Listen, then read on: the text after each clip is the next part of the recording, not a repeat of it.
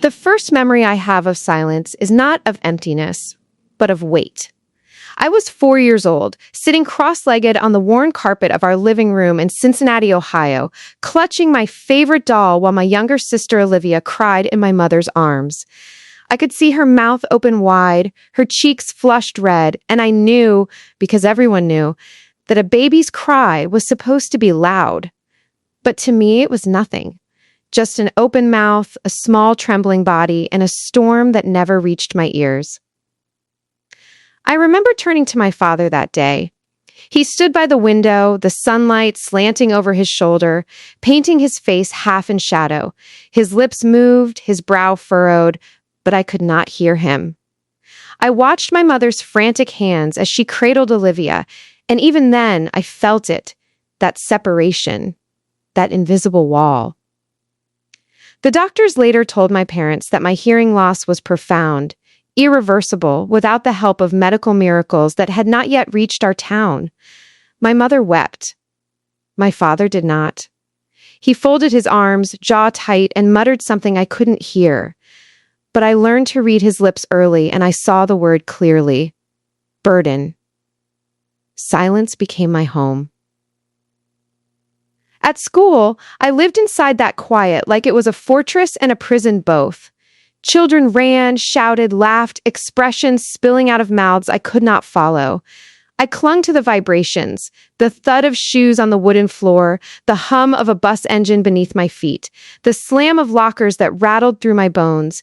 These became my language. Teachers tried, some more than others. A few learned to write extra notes for me. Others assumed I was slow, a shadow in the back row. But there was one bright thread in all of it. David Miller. David was lanky, freckle-faced, with a mop of blonde hair that always looked like it had been attacked by a restless wind. He was the only one who sat beside me in the cafeteria, sliding over his notebook so I could read his words. Want to play soccer later? Did you understand what Mrs. Kelly said? Don't worry, I'll explain. He was my translator, my lifeline, my only real friend. Sometimes he would exaggerate his lip movements so I could catch his jokes, and when I laughed, truly laughed, he would grin like he had saved the world. At home, things were different. My sister Olivia grew up surrounded by sound, by praise, by all the things I could not touch. She was graceful, witty, and endlessly adored by my father. I was the shadow, the afterthought. At family dinners, conversations moved like rivers around me, fast and flowing, leaving me stranded on the shore. My mother tried, her hand sometimes reaching to squeeze mine under the table, but she was too tired, too distracted. In silence, I learned to listen with my eyes, and I saw everything. I saw how my father looked at Olivia with pride, at me with impatience. I saw how Olivia basked in the glow of being the normal one. I saw how even when I brought home grades higher than hers, my achievements landed like whispers, unnoticed, compared to her laughter, her music, her endless stream of stories. I was the daughter wrapped in silence. She was the daughter wrapped in applause. And yet, for all the loneliness, silence was also mine. In the quiet, I found colors more vivid, thoughts more profound, emotions sharper than words. While others were lost in chatter, I was lost in imagination. And deep down, I began to wonder if silence wasn't just something I had been cursed with, but something I was meant to carry. By the time I was 16, I had mastered the art of lip reading, but it was exhausting. It required precision, patience, and endless guessing. People mumbled, turned their faces away, or spoke too fast. I nodded often, pretending I understood, because the alternative was to ask again and again until their smiles turned tight and their eyes slid away. David never minded. He sat with me under the bleachers after practice, the setting sun throwing long shadows across the field, and he wrote in his notebook while I read. "You ever wish you could just hear me?" he scribbled once. I looked at him, then shook my head. I grabbed the pen and wrote, "I hear you here!" I tapped my chest. That's enough. He smiled, but it was a sad smile.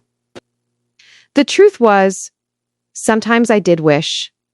When I saw the way Olivia swayed to music at school dances, eyes closed, body lost to rhythms I could never know, I felt the ache.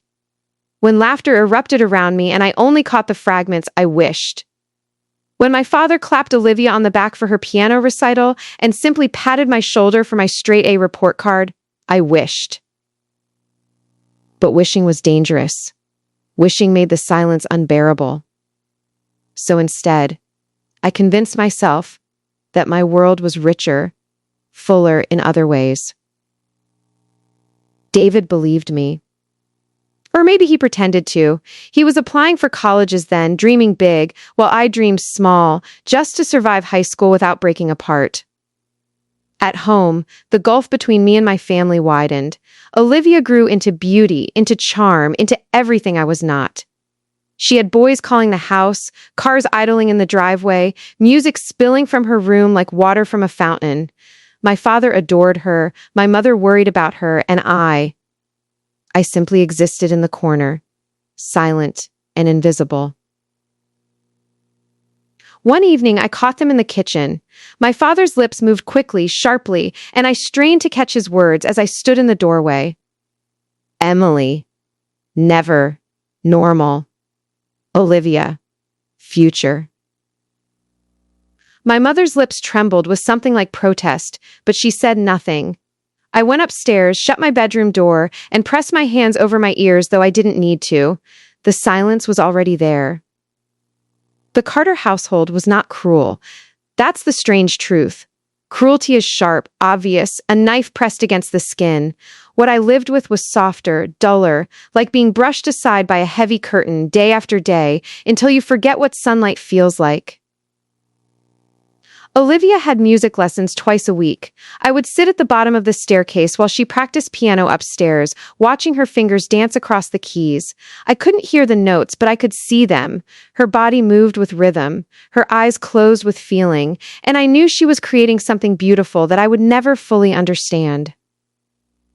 Once, when I was 14, she came bouncing down the stairs after a lesson. Her cheeks were flushed pink with triumph, her hair falling in curls around her shoulders. Father followed, clapping his hands together, his mouth stretched in a rare grin. Brilliant, his lips said. A gift. Truly. I remember looking down at the algebra test I'd aced that morning, the red 100 circled at the top. I wanted to show him, to say, look, I have gifts too. But he was too busy ruffling Olivia's hair, too busy looking at her like she was the star in his sky. Mother tried in small ways. She would slip into my room at night, sit at the edge of my bed, and stroke my hair. Sometimes she wrote notes on scraps of paper, telling me she loved me, that she was proud. But she was timid in the daylight, her voice too soft to carry over Father's, her love hidden in shadows. I began to keep journals, pages and pages of thoughts no one else would read. My silence had to go somewhere, and so I poured it into words. They became my secret world, my rebellion. If Father thought me a burden, if Olivia thought me invisible, my journals would prove them wrong. One day, I told myself, someone would read them and know me, really know me. But in that house, under that roof, I was the daughter defined by absence. The absence of sound, the absence of recognition, the absence of belonging. My father, Michael Carter, was not an unkind man to the world. To his colleagues at the insurance firm, he was respected, admired. At church on Sundays, he shook hands firmly, spoke confidently, and people nodded when he passed. To me, he was a wall. He loved order, discipline, predictability. He loved things that worked the way they were supposed to. A car engine, a balance sheet, a daughter who could talk and laugh and charm like Olivia. I was none of those things. One evening, I caught him in the garage, fixing the lawnmower. The sharp smell of oil filled the air. His hands moved with precision, tightening bolts, adjusting parts, coaxing the machine back to life. I watched from the doorway, clutching my notebook. I had written something I wanted to show him, a poem, just a small one. But it was mine. I tapped the notebook against the doorframe, hoping he'd look up. He didn't. Finally, I stepped closer and held it out. He glanced at it, his lips twitching with impatience. Later, I read on his mouth. But later never came. Instead, he wiped his hands, tested the engine, and when it roared to life, he smiled, a genuine smile, wide and proud. He had fixed the machine. He had brought order from brokenness. And I understood then, in a way that pierced me deeper than silence ever had. I was not a machine he knew how to fix. I was a flaw he couldn't tolerate, a reminder that his life was not perfectly ordered. From that day, I stopped offering him my words. I wrote them anyway. Whole pages filled with anger, with longing, with unspoken questions, but I kept them locked away because Father didn't want to hear me. And I was tired of asking. The letter arrived in early spring, folded neatly in a white envelope stamped with the emblem of St. Catherine's Medical Center in Cleveland. My mother handed it to me at breakfast, her fingers trembling just enough for me to notice. I slid it open with careful hands. The words leapt out at me. Candidate approved for cochlear implant surgery. I read them again and again, my chest tightening with something I hadn't felt in years, hope. My mother reached across the table, squeezing my hand so hard it almost hurt. Tears filled her eyes, brimming with a joy she hadn't allowed herself in a long time. Olivia leaned over, plucking the letter from my hand. Her lips shaped the words slowly, as if savoring them. You'll finally be normal. Normal. The words sliced me in two. When my father came home that evening, he read the letter, folded it carefully, and set it down. His expression was unreadable, a mixture of calculation and something else, fear, perhaps. Then, finally, his lips moved. Do it.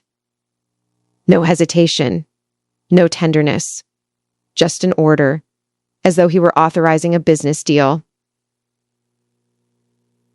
The weeks leading up to the surgery blurred together, appointments, evaluations, a whirlwind of tests.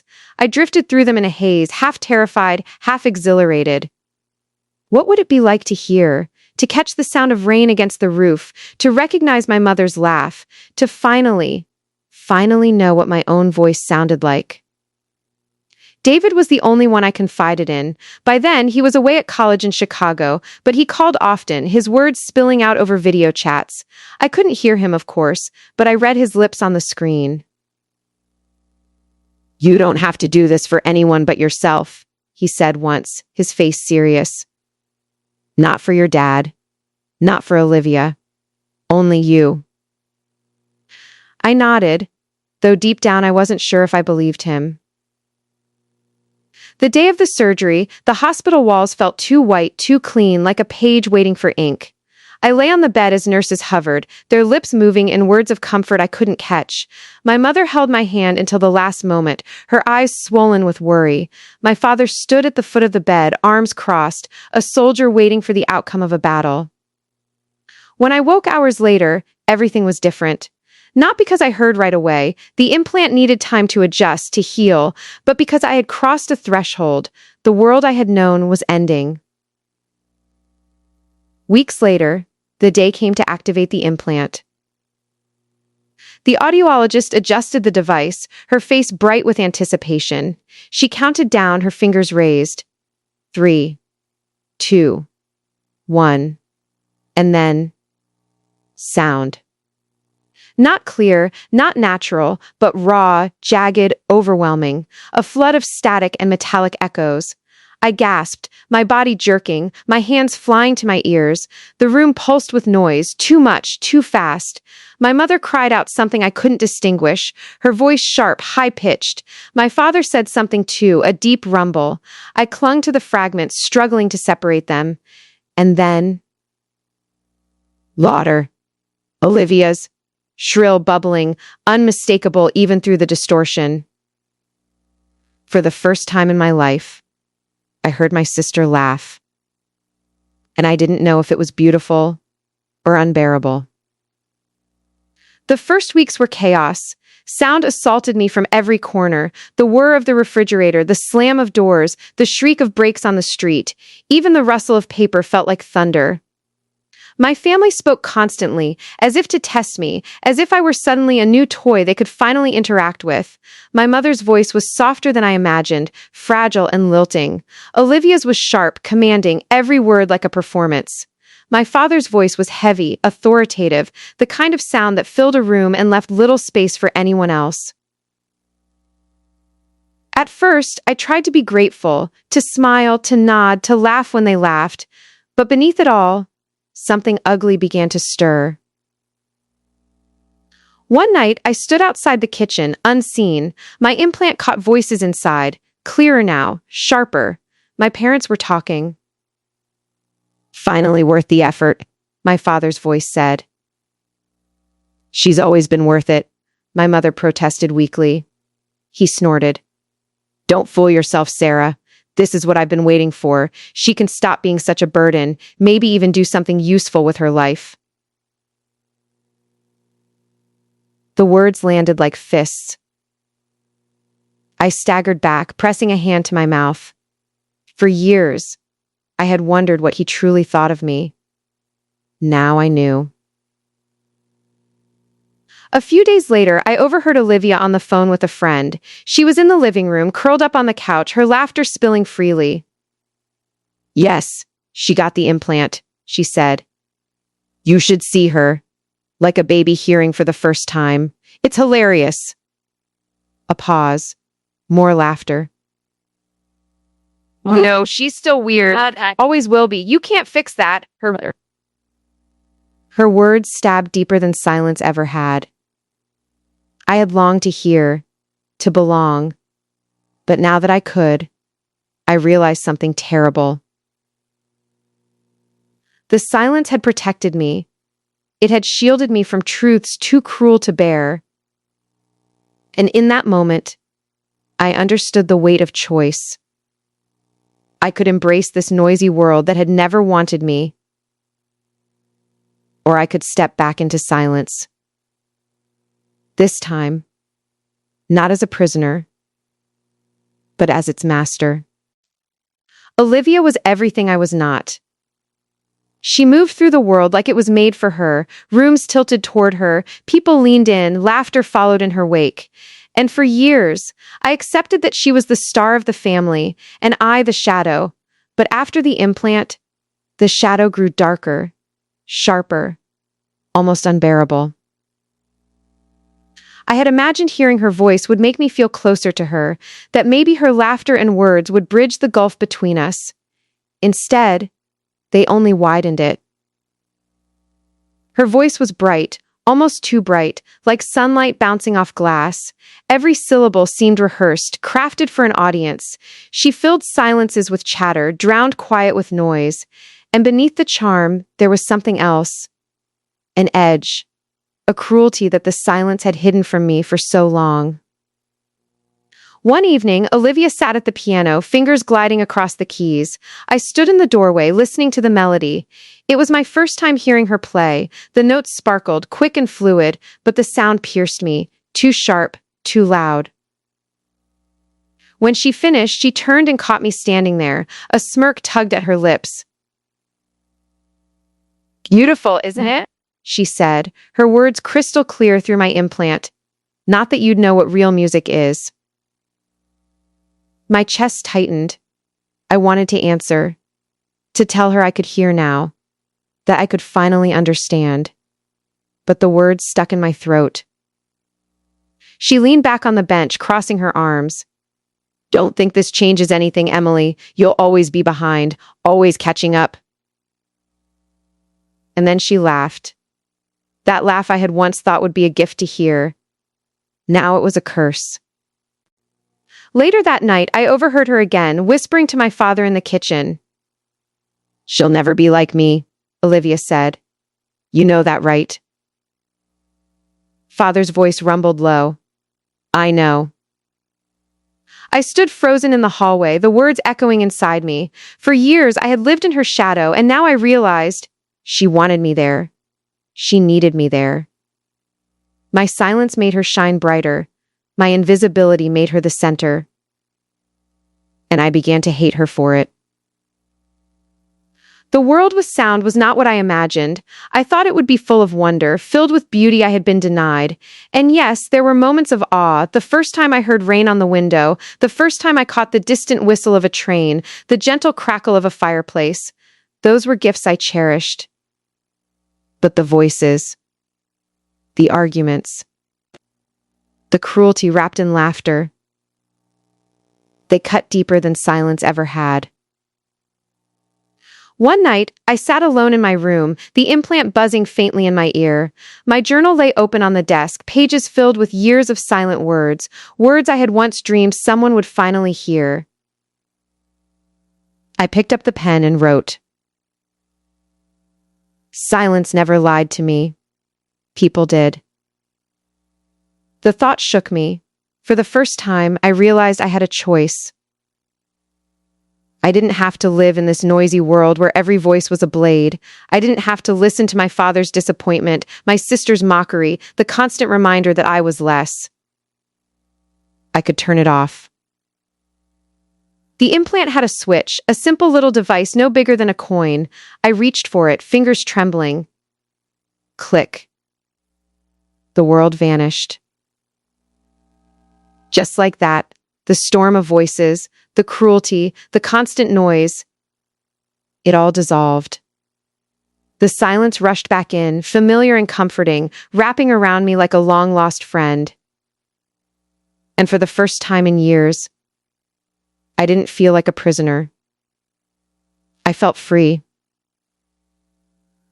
That night, I wrote one sentence across an entire page of my journal. Silence is not my curse. It is my choice. The invitation arrived like a whisper, carried on a pale spring morning. A local TED-style conference for extraordinary stories had reached out to me through my writing teacher. They wanted me to share my journey, my struggle, my silence, my voice regained. I read the email 3 times before showing it to anyone. My mother peered over my shoulder, smiling timidly.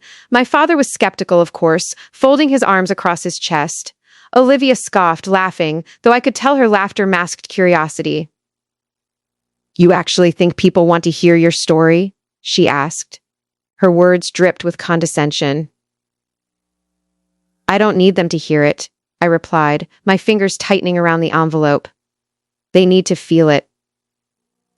The auditorium was vast, sunlight streaming through high windows, chairs stretched in neat rows, the audience a sea of faces, strangers waiting for something they didn't yet know they wanted. My heart pounded. For years, I had imagined moments like this, speaking, sharing, finally being seen. And yet, when I stepped onto the stage, my implant turned off. I felt the silence settle around me like a cloak. I didn't speak. Instead, I opened my notebook, the pages filled with the words I had written over decades. I held them high so the first row could see, then the next, and the next. Each word a heartbeat, each sentence a window into my world. The audience leaned forward, curiosity turning into awe.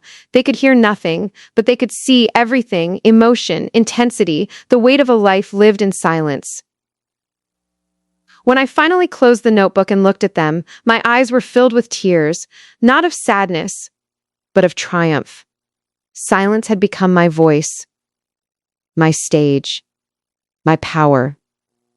Back at home, the aftermath of the stage performance rippled through my family. My mother cried quietly in her room, leaving a note that said, I am proud of you. My father said nothing, though I could feel the grudging respect in his eyes. Olivia simply avoided me, her smugness fading into something unreadable. I had made my choice. I could rejoin the noisy world, allow myself to be measured against everyone else, or I could step back into the silence that had always protected me, nourished me, and given me strength. I chose silence. But this time, it was different. This silence was deliberate, a shield and a sword. I had power now, not over them, but over myself. I no longer needed their approval, their laughter, or even their recognition. I could live in the quiet, crafting my words, my art, my world as I pleased.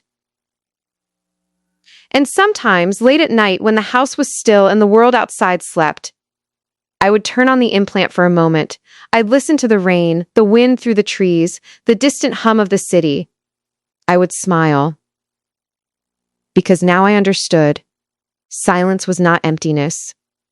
It was choice. And I had chosen it.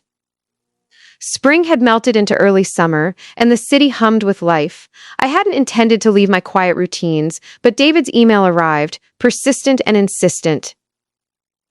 Emily, it's time. Reunion at the old school. Everyone's coming. You have to be there. I stared at the message, my fingers hovering over the keyboard. Part of me wanted to ignore it, retreat back into the comfort of my silence.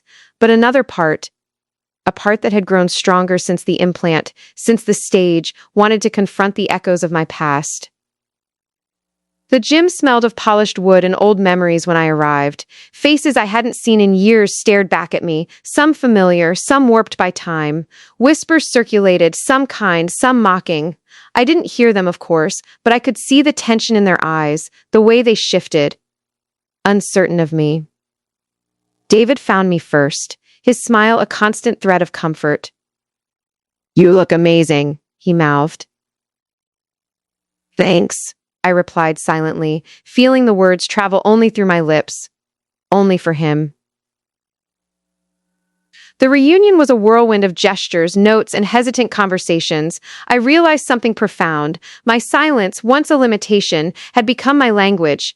People approached me differently now, with respect, curiosity, and even awe. I could engage without speaking, express without noise. But amidst the reconnection, there were shadows. Olivia's friends, still lurking, still sneering. She herself arrived later, eyes calculating, lips pressed tight. She didn't speak to me.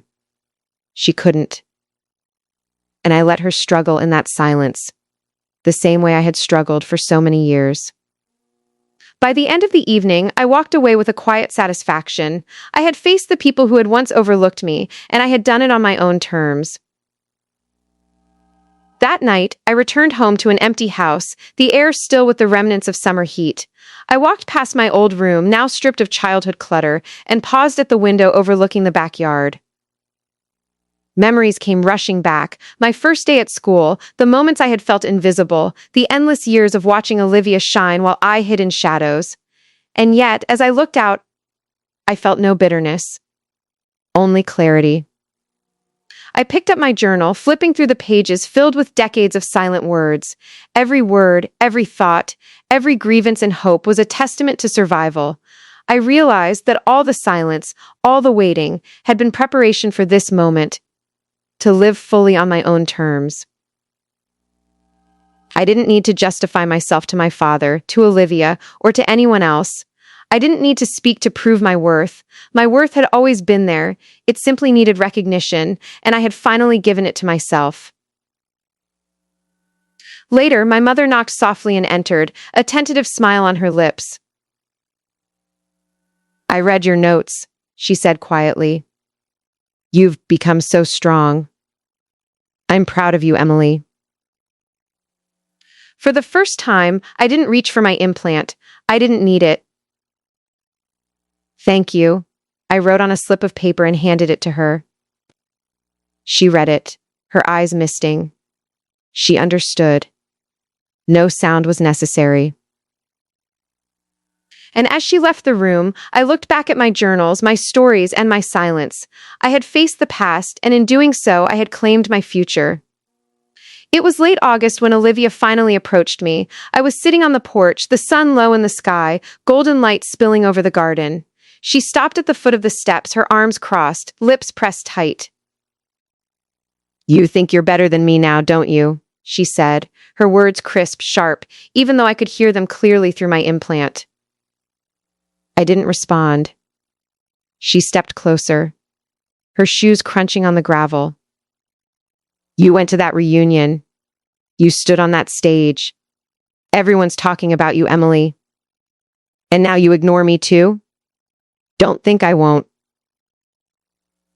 Her voice faltered as she noticed my calm expression, the unflinching stillness in my eyes. I wasn't angry. I wasn't afraid. I was free. I don't need to speak, I finally wrote on my notebook, handing it to her.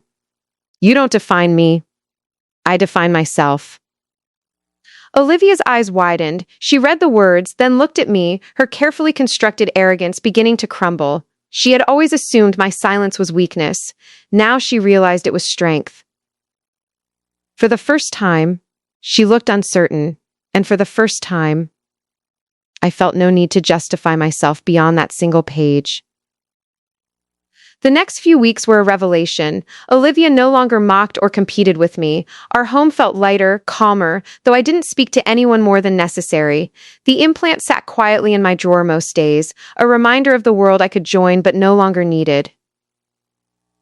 David visited one evening. He brought his guitar, but he didn't play it for me. He simply sat, strumming softly while I read him passages from my journal. The words, not the music, carried the connection.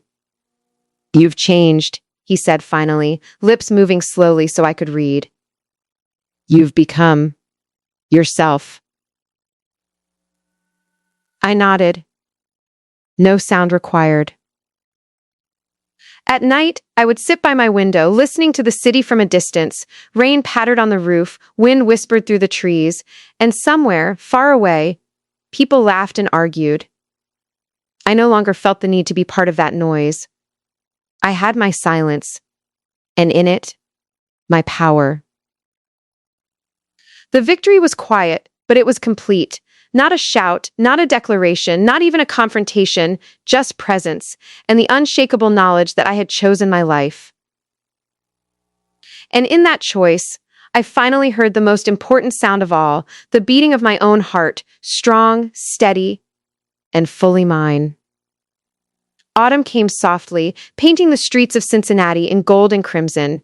I walked through the familiar neighborhood, noticing details I had never seen before, the pattern of sunlight on the sidewalk, the creak of an old fence, the distant hum of traffic. I could hear it all now if I wanted, but I chose not to. Silence had become my lens for the world. My parents were quieter too. The tensions of the past months had settled like dust. Father's stern eyes now held a trace of respect. Mother's soft gestures carried pride. Olivia had retreated to her college campus, leaving the house calmer than it had been in years. I unpacked my journals, placing them carefully on the shelf. They were my history, my proof, my legacy. For the first time, I didn't write for validation. I wrote because the words mattered to me.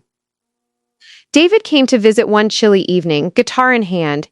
He didn't play immediately. He watched me, the quiet confidence radiating from my posture, and smiled.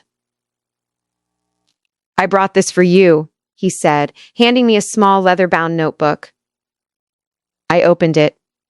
Inside were pages filled with his handwriting, stories he had written, songs he had composed, all inspired by our years together. I wanted you to see what silence can create, he said softly. I felt tears prick my eyes.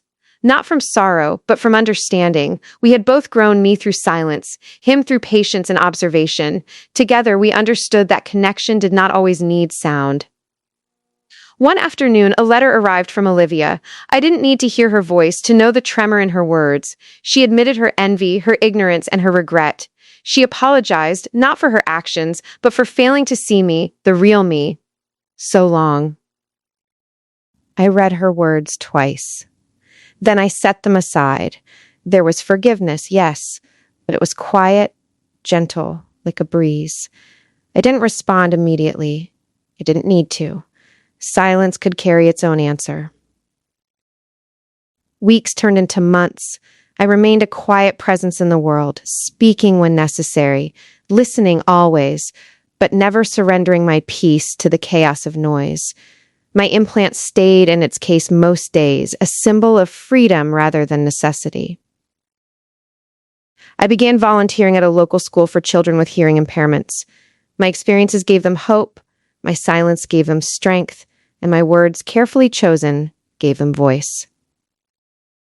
I had found purpose, not through sound, not through applause, but through being fully, unapologetically myself. I moved into a small apartment downtown, filled with books, journals, and art supplies. The city outside hummed with life, but inside, I cultivated a sanctuary of quiet. My friends visited, people respected my boundaries, and for the first time, I felt entirely at home in my own world. The silence was not lonely. It was alive, vibrant, full of the music of thought, emotion, and imagination. I could live fully here, hearing nothing, understanding everything. Years later, I sat by the window watching a storm roll across the city. Rain tapped the glass, lightning danced across the sky, and the wind whispered through the trees. For a moment, I turned on my implant, not to join the noise, but to appreciate it from a distance. Then I turned it off. Silence returned, complete, comforting, freeing. I smiled. For decades, I had believed silence was a curse. Now I knew the truth. It had always been a choice, and I had chosen it. For the first time in my life, I was not invisible. I was not unheard. I was simply myself.